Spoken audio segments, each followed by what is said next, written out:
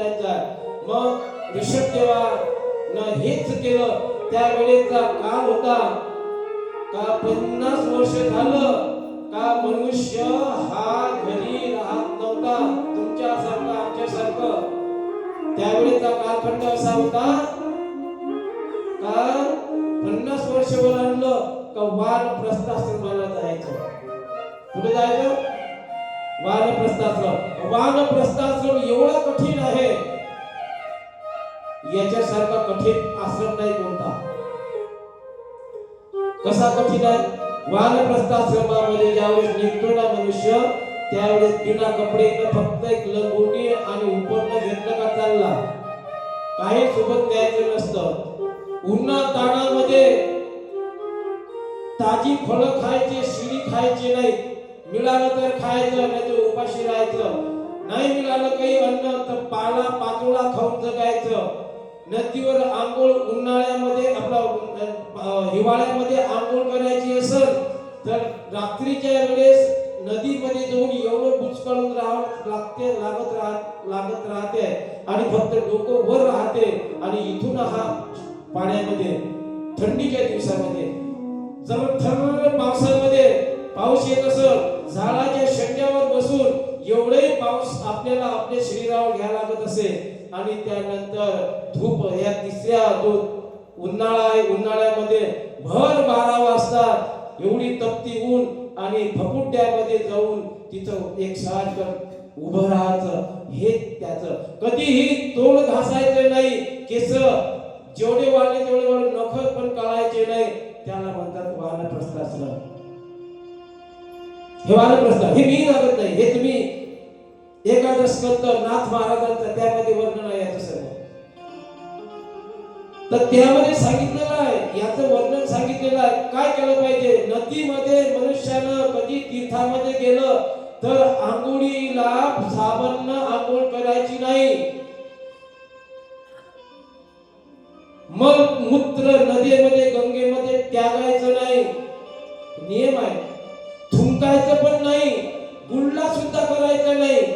जर केला तुम्ही पुण्याकरिता गेले पण पाप घेऊन घरी आले. ह्या गोष्टी माहित नाही तुम्हाला छोट्या छोट्या. आपण तर गेलो गंगा स्नान करण्यासाठी, गुळले गेले, थुकलो त्याच्यामध्ये गेले पुण्यासाठी, आले पाप घेऊन घरी. कधी करायचं नाही. करायचं आहे गुळला तुम्हाला नदीमधलं पाणी घ्या, इकडे तोंड धुवा. आंघोळ करायची असेल आंघोळ करू शकता तुम्ही. मलमूत्र टाकायचं नाही, कपडे धुवायचे नाही नदीमध्ये. नदीमध्ये कधीही कपडे धुवायचे नाही. तुम्ही तर टोपलंभर नदीमध्ये कपडे नेतात, धुता तिथं जा. धुवायचे असतील तर बकेटनं पाणी आणा आणि गोट्यावर धुवा इकडे. हे नियम आहे. छोटे छोटे साधे साधे नियम आपल्याला माहित नाही. कारण आपण काही वाचतच नाही, काही गोष्टी लक्षात घेत नाही. हे नियम आहेत अशा प्रकारचे. आणि एवढं कठोर जो तप करत असेल तर त्याच्यासाठी भगवंत तत्पर असतो. ऋषभदेव निघून गेले, सर्व सत्ता भरत राजाकडे दिली. भरत राजा झाला. जसे भरत राजा झाला, बापासारखाच त्याचा स्वभाव, मन मिळव. समुद्र वलयांकित राज्य भरताचं होतं दादा. समुद्र वलयांकित राज्य भरताचं होतं. आणि समुद्र वलयांकित राज्य भरताचं असताना भरत कधी कोणावर सत्ता गाजवत नव्हता, रागावत नव्हता, काही नाही. पण याचेही वर्ष 50 होत आलं. आणि त्यावेळेस प्रत्येक जे राजे झाले ते राजे मोठे माणसं झाले, ते मोठे ज्यांना कळत होतं ते वानप्रस्थाश्रमाला निघून जात असत. मग तसं भरत राजाची सुद्धा पाळी आली. भरत राजाला सांगितलं की मला आता वानप्रस्थाश्रमाला जायचं आहे. म्हणून सर्व राजपाट समुद्र वलयांकित राज्य म्हणजे माहित आहे का? जेवढे समुद्र सोडून जेवढं राज्य आहे, जेवढा देश आहे, तेवढी देश एकट्याच्याच ताब्यात. त्याला समुद्र वलयांकित राज्य म्हणजे चक्रवर्ती राजा म्हणतात.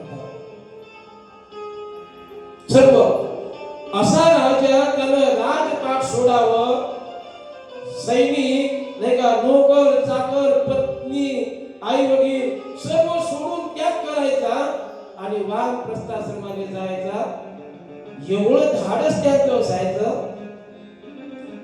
आपण तर कोणी तीर्थाला जात नाही. तीर्थाला वानप्रस्थात सोडा हो, तीर्थाला नाही जात. तीर्थाला एखाद्या कोण म्हटलं ना झाला पाहिजे तीर्थाला, नाही नाही नाही नाही, नाचू कोण पायी, कोण त्याची बिस्किट खाई. ते त्या बिस्किटामध्ये गेलं तुमचं वानप्रस्थाश्रम. आपलं तशीच दुनियाची रीत आहे.